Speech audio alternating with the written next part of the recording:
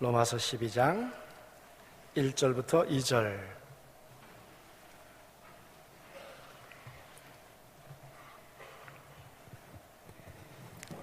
두 절 말씀인데요, 함께 짧으니까 합독하시도록 하겠습니다. 그러므로 형제들아, 시작. 그러므로 형제들아, 내가 하나님의 모든 자비하심으로 너희를 권하노니 너희 몸을 하나님이 기뻐하시는 거룩한 산 제물로 드리라. 이는 너희가 드릴 영적 예배니라. 너희는 이 세대를 본받지 말고 오직 마음을 새롭게 함으로 변화를 받아 하나님의 선하시고 기뻐하시고 온전한 뜻이 무엇인지 분별하도록 하라. 아멘. 여러분, 예배는 죽어야 받으시는 거 아시죠? 네. 로마서 12장은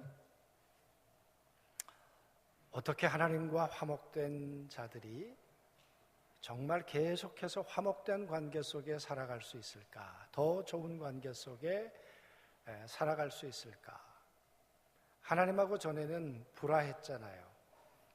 아담 이후로 모든 인간이 하나님 떠났잖아요. 그 떠났던 인간들이 하나님께로 돌아왔으면 이젠 잘 살아야죠.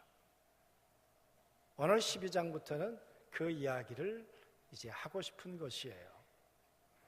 그 이야기를 하면서 오늘 바울이 이렇게 얘기해요.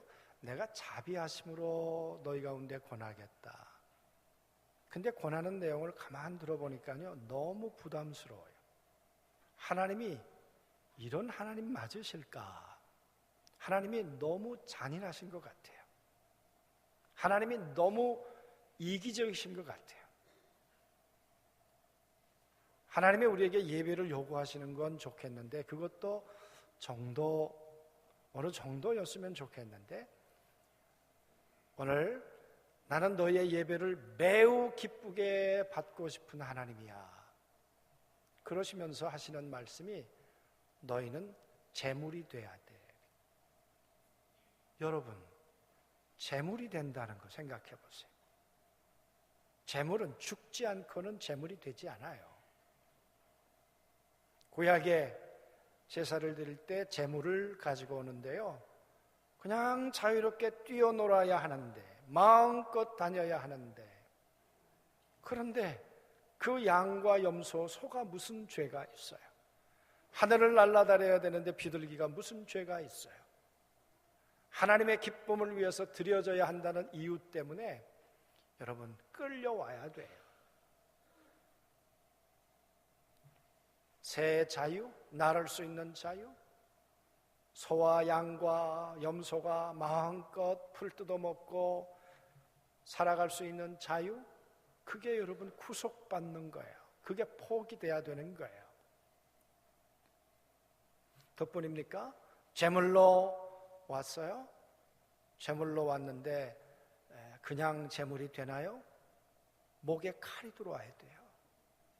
여러분, 목에 칼이 들어올 때 짐승들은 웃으면서 칼을 받던가요? 짐승이 얼마나 고통스러워하는데요. 제가 청년 때 6월절을 주제로 청년 수련회를 했었어요. 그때 염소를 잡아봤어요. 의대생하고 저하고 염소를 죽여봤는데요, 죽일 거 아니더라고요. 왜? 둘 다 비전문가니까 설 죽여가지고 이 염소가 얼마나 통곡을 하고, 통곡이지요, 고래고래 소리를 지르는지 애처롭고요, 불쌍하고요. 여러분, 그렇다고 내버려 두면 재물이 되지 않아요. 그래도 죽여야 돼요. 피 흘려야 돼요. 여러분, 그래야 하나님이 매우 기뻐하신대요. 그러니 그 하나님 잔인하신 거 맞잖아요. 응? 그 짐승의 뿔을 잘라야 돼요. 교만했어. 그 뿔 가지고 이리저리 사람들 받고 그랬잖아. 그거 잘라야 돼. 여러분, 뿔이 잘리는 아픔, 그게 잘라져야 재물이 된다는 거예요. 그뿐이겠습니까? 여러분, 다리를 다 잘라버려야 돼요. 하나님이 원하지 않은 곳으로 갔던 그 발 다 잘라야 돼. 배를 갈라야 돼요. 내 속에 있는 더러운 것들, 내장들 다 태워버려야 돼. 내 속에 있는 더러운 것들, 하나님 보시기에 온당치 않은 것들 말이에요. 그래야 재물이 되는 거예요. 그런데 여러분, 그런 재물의 모습을 오늘 로마 교회 성도들에게 요구하고 계신 거예요. 너희가 나에게 예배자가 되려면, 내가 받을 만한 예배를 드리려면 너희는 재물이 돼야 돼. 산 재물, 살아있는데 재물 그렇게 죽어야 돼. 재물처럼 내 뿔이 잘라져야 돼. 내 다리가 잘라져야 돼. 내 배가 갈라져야 되고, 내 속에 있는 그 더러운 것들, 교만과 추악한 것들이 다 태워져야 돼. 그래야 내가 기쁘게 받는 재물이 될 수 있단 말이죠. 여러분, 하나님의 기쁨을 위해서 엄청난 고통과 피 흘림과 통곡이 없으면 재물 될 수 없는 거예요. 로마의 성도들이 무슨 생각했을까요? 이런 얘기 들으면서 예수님 괜히 믿었다, 교회 괜히 나갔다. 하나님의 매우 큰 기쁨을 위해서 내가 이렇게 정말 할 수 있을까? 여러분, 우리 그렇게 할 수 있을까요? 재물 돼야 돼. 하나님이 기뻐하시는 거룩한 산 재물이 돼야 돼. 이것이 너희가 드릴 영적 예배야. 여기 기뻐하신, 이거는 매우 기뻐하시는, 하나님이 보통 기뻐하시는 것이 아니라 이 천지를 만드시고 하나님이 정말 속에서부터 감격하셨던 것처럼 우리의 예배 때문에 하나님은 감격하신다. 그 말은 슬퍼도 하세요. 그런 걸 전제하는 거죠. 매우 기뻐하지만 매우 불쾌하게 생각하실 수도 있고요, 매우 싫어하실 수도 있는 그 하나님. 그러니까 예배가 어떻게 드려지느냐에 따라서 하나님을 매우 기쁘게도 하실 수 있지만 반대로 매우 고통스럽게도 하실 수 있는 거예요. 할 수 있는 거예요. 여러분, 우리는 어떤 예배자일까요? 오늘 우리의 예배를 하나님이 매우 기쁘게 받으실까요? 예배는 하나님이 평가하시는 거예요. 우리가 평가하는 게 아니에요. 어떻게 여러분 한 분 한 분을 평가하실까요? 그죠? 너의 몸을 드려라. 몸을 드려라. 우리 다 몸이 왔어요. 얼마나 명절 지나고 피곤하세요? 쉬셔야 할 시간이고, 더 이불 속에 있으셔야 할 시간이고, 좋은 텔레비 보고 싶은 분들도 계실 수 있었을 텐데 몸이 왔어요. 이 귀한 거예요. 그러나 여러분, 성경에서 몸이라고 말하고 있지만 헬라어는 이걸 두 단어로 구분을 해요. 우리의 이 몸, 이 고깃덩어리, 이거는 삭스라 그랬어요. 사르키스. 흙이니 흙으로 돌아가니라 라고 하는 건 여러분 사르크스라 그래요. 또 하나 몸을 표현하는 단어가 있어요. 그건 소마 그래요. 소마는 너의 인격 전 자체야 그래. 하나님이 받으시겠다는 이야기는 몸, 아니 너의 인격 전부를 받고 싶어 그래. 내가 내 앞에 나왔는데 몸은 나왔지만 나는 너의 인격을 동의할 수 없어. 그러면 그것은 영적 예배가 아니야. 합당한 예배가 아니야. 그 말이. 중요한 게 있어.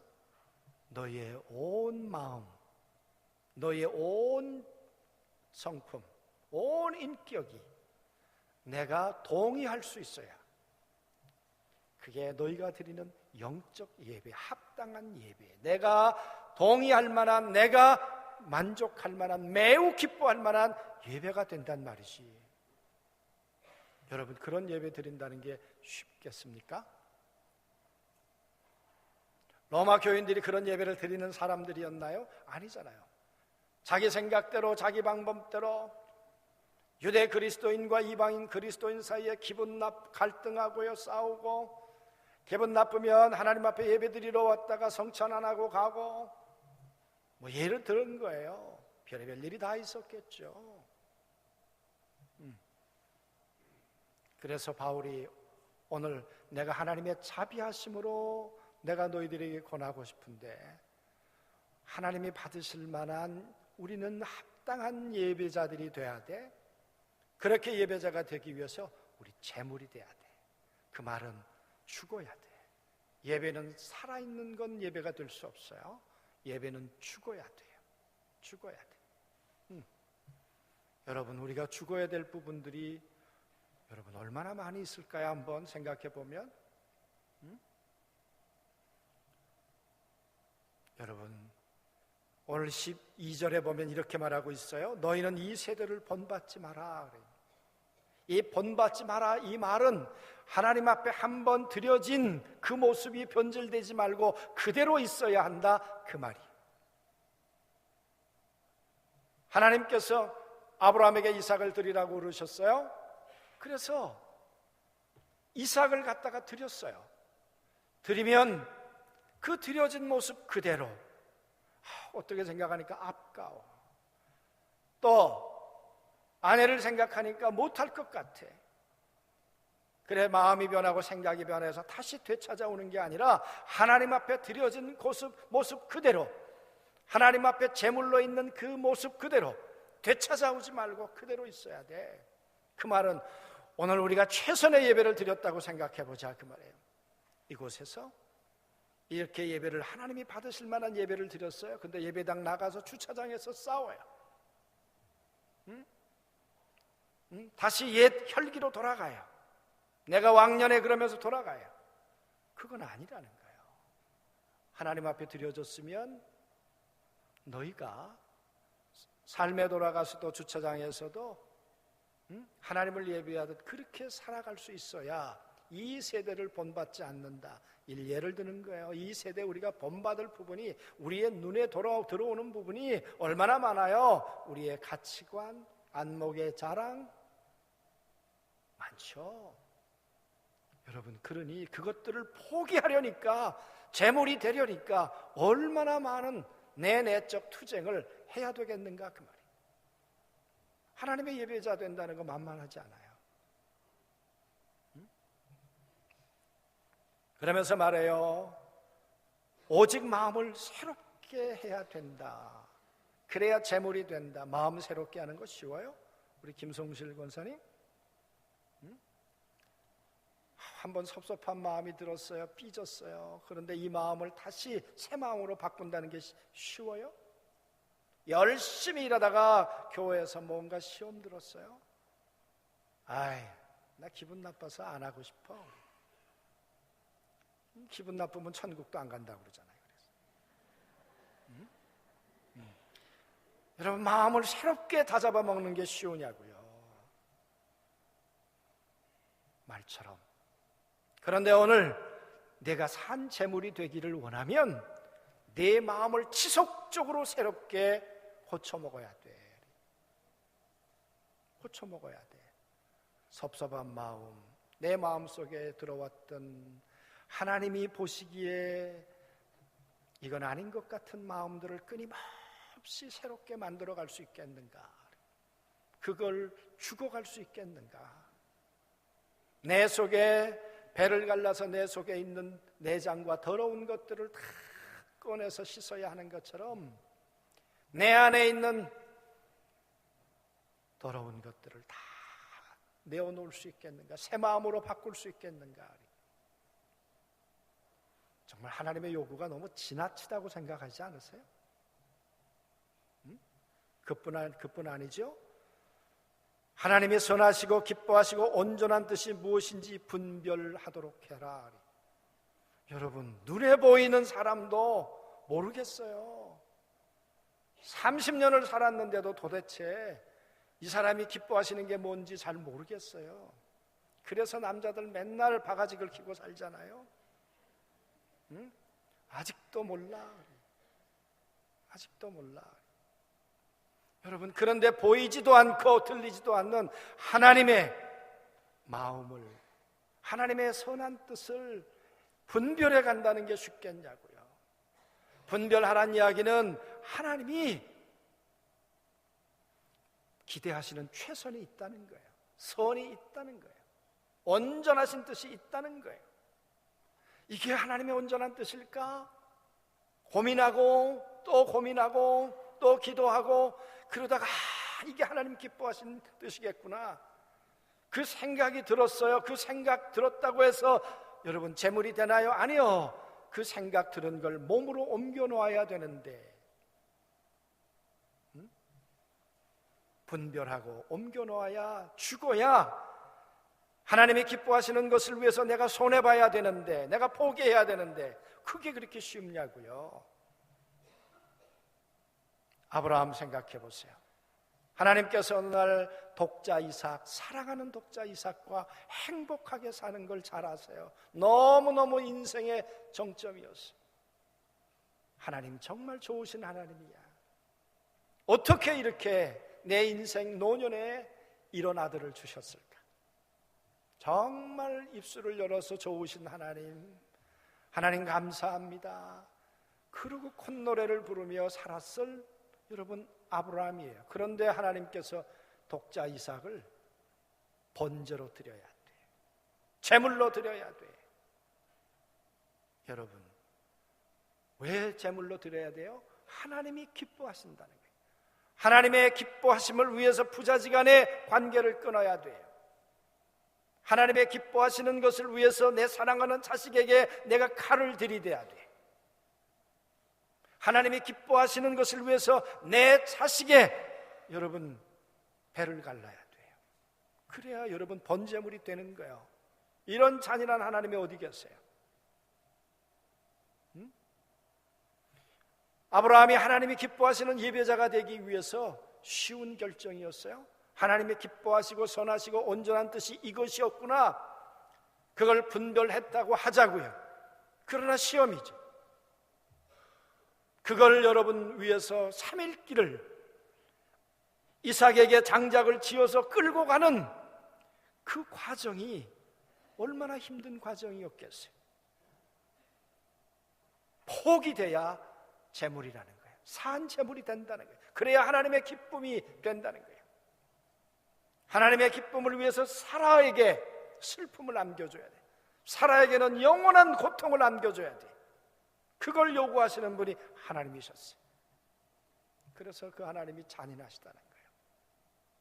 여러분, 하나님께서 우리에게 아무것도 해놓지 않으시고 하나님이 우리에게 권리만 주장하신다면 우린 그 하나님 대해서 억울해요. 그런데 로마서 이야기를 곰곰이 생각해 보자고요. 하나님이 왜 이렇게 요구하시는가? 하나님이 이렇게 얘기하셨어요. 의인은 없고 하나도 없어. 다 심판받을 인간들이고 다 지옥불에 던져져야 될 인간들이야. 그런데 그 인간들이 이 문제로부터 해결받을 방법이 없어. 그래서 하나님이 스스로 제물 되셨잖아요. 내가 죽기로 결정하셨잖아요. 하나님이 산제물이 되셨잖아요. 하나밖에 없는 아들, 독생하신 아들, 좀 더 정확한 표현은 하나님을 가장 잘 아는 그 아들을 이 땅 가운데 보내셨어요. 여러분, 보낸 걸로 끝난 게 아니라 33년 그 생생한 나이에, 싱싱한 나이에 십자가에 올라가서 죽게 하셨어요.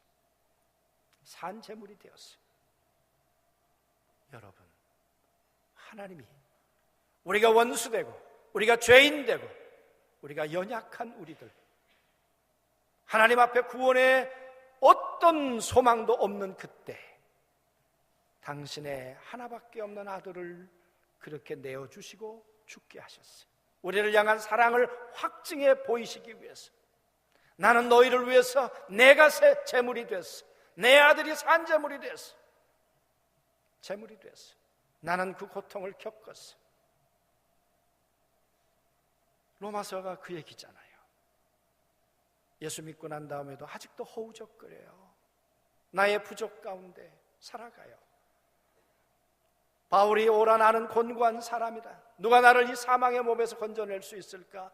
여러분, 그 둘의 갈등을 하고 있을 때 성령께서 우리 안에 계셔서 사망의 법에서부터 우리를 성령의 생명의 법으로 구원해 주셨어요.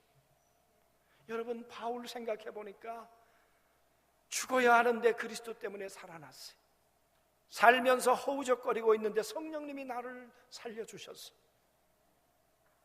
이 견고한 사랑이 나를 하나님 앞에 서게 해주셨어요. 여러분, 그 은혜의 깊이와 넓이가 어떠한 것을 바울이 아는 까닭에 나는 하나님 앞에 나도 제물돼야 되겠다. 내 삶을 어떻게 드려야 할까? 하나님이 기뻐하시고 선하시고 온전한 뜻이 무엇인지를 분별해서 어떻게 드려야 할까? 하나님의 요구가 지나치고 잔인한 것이 아니라 하나님 당연하시구나. 왜 우리가 명절에 부모님을 찾아가요? 억지로 가요? 여러분, 부모님이 내게 베풀어 주신 은혜가 은혜 때문에 내가 이만큼 살게 되었기 때문에 마음으로 가는 거예요. 예배는 입술이 아니라 마음이에요. 그렇잖아요. 예배는 내가 살아서 가는 게 아니라 나를 죽여서 부모님의 기쁨을 위해서 선하시고 기뻐하시고 온전한 뜻이 뭘까? 우리 부모님에게 뭐가 좋을까? 그 고민한 결과를 가지고 여러분 가는 것처럼 오늘 하나님 앞에 예배드리는 우리 모두에게 하나님 그러시는 거죠. 나는 너를 위해 죽었어.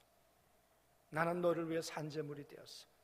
내 아들이 십자가에 죽을 때 나는 더 고통스러웠어. 원수된 너를 다시 너와 화목하고 싶었어. 그리고 말씀하시는 거죠. 너와 내가 다시 잘 살 수 있는 길은 너도 나처럼 제물이 돼봐. 산제물이 돼봐. 여러분, 그러면 하나님과 우리는 하나 되어서 살아갈 수 있다는 거예요. 그것뿐만 아니라 영적 예배란 말은 우리가 이곳에서 드리는 예배만 하나님이 받으시겠다는 것이 아니라 합당한 예배야. 그럴 만한 이유가 분명한 예배야. 이 예배는 온 인격이 반영된 예배가 돼야 돼. 그러면서 이곳에서만 예배가 아니라 너의 삶으로 드리는 예배. 그래서 루터는 학생은 공부하는 것이 예배라는 거예요. 예배라는 거예요. 사업하시는 분들은 사업장에서 하나님을 예배한다는 거예요. 예배하는 거예요. 주부는 여러분 밥하면서 하나님 예배하는 거예요. 왜 팔자가 더러워서 나는 맨날 이렇게 밥만 해야 되나? 아니, 그게 예배라니까요. 아멘 안 하시네. 네. 요즘은 사 먹는 게 더 싸다며요. 그래서 여러분, 우리가 하나님이 받으시는 예배를 이곳에서도 드리지만 이곳 나가서 우리 교회가 벌써 몇 년째 토스트를 해요. 한 예를 드는 거지만 여러분, 그게 자비량으로 해요. 자비량으로 하다가 조금 부족하니까 이제는 1년에 한 번씩 이렇게 한번 토스트 판매를 해가지고 그 돈 가지고 1년 동안 안중에 있는 많은 분들을 하루 일주일에 400개를 만들어서 무상으로 드리잖아요. 토스트 드시다가 우리 교회 오신 분 계세요? 아멘? 예. 삶으로 드리는 예배, 아무런 말 없이 한번 해보세요. 얼굴이 빨개요. 그거 토스트 한번 굽고 나면. 그렇게 드리는 예배를 보면서 감격해가지고 그 속에 하나님의 마음이, 하나님을 향한 마음이, 우리의 전인격이 들어가서 그 하는 것을 보면서 하나님이 주시는 감동이 있을 때 열매가 있을 줄로 믿습니다. 여러분 보세요. 하나님 앞에 산제물로 드리면 하나님께서 죽이시나요? 아니에요. 예수님을 부활시키셨어요. 이삭을 드렸더니 이삭을 죽이셨나요? 아니에요. 하나님께서 아브라함도 살리고 이삭도 살려내셨어요. 예배는 죽는 게 아니에요. 죽는 것 같지만 하나님의 은혜 가운데 다시 사는 거예요. 아브라함에게 말씀하셨어요. 이제야 내가 나를 경외하는 줄 알겠다. 그러므로 내가 너에게 복을 주마. 내가 너를 복의 근원으로 삼아주마. 창세기 26장에 이삭에게 그러셨어요. 네 아버지 아브라함 때문에 내가 너를 복 주마. 하나님은 예배자를 기억하세요. 온 마음을 인격을 담아 예배하는 자들을 하나님의 가슴으로 기뻐하시는 분이 우리 주님이신 걸 믿습니다. 주님의 마음을 흡족하게 해드리는 예배자들로 삶 가운데서 한 주 또 승리하시게 되기를 주님의 이름으로 축복합니다. 아멘.